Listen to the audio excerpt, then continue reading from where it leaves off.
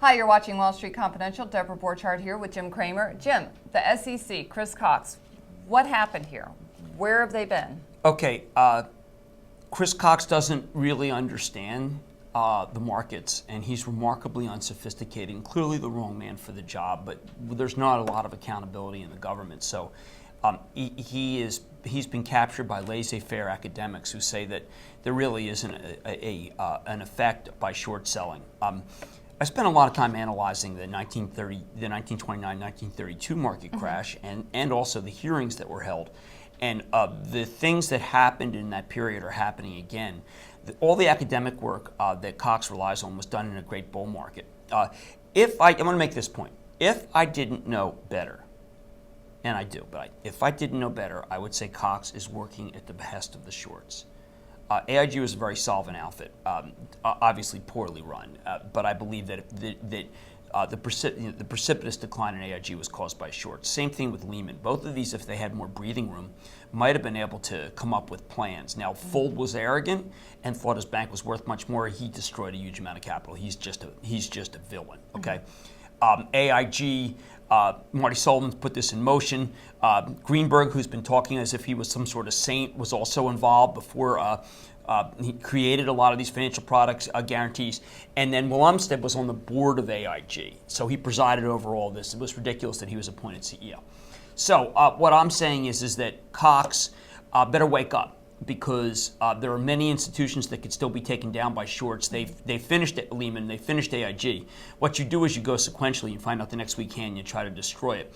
Again, Cox doesn't know this. Now, one of the things I do want to make this point. Today's show this morning showed what I had to say last year, and I was right.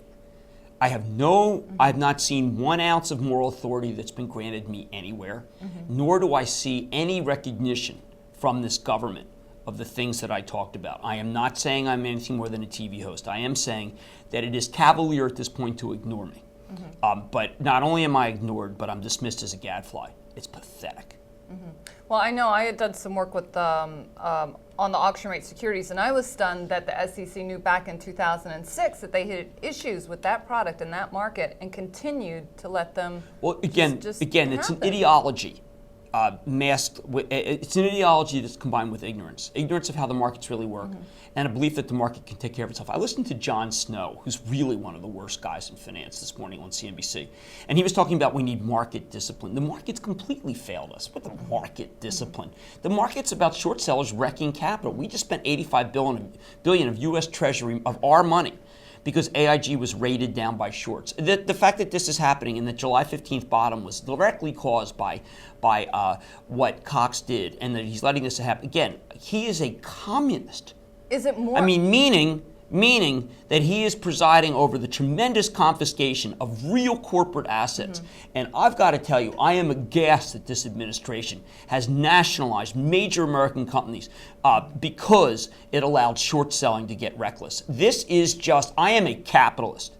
And I am aghast that these guys have basically had to adopt what I regard as being communist, confiscatory policies simply because the short sellers were allowed to destroy great companies by operating on their stocks. It's cataclysmic. Will it be more disruptive to keep Cox or let him go? He should be fired immediately. All right. So we got a call now to fire Chris Cox. Jim Cramer here at Deborah Borchardt at Wall Street Confidential. Stay tuned for more at TheStreet.com TV.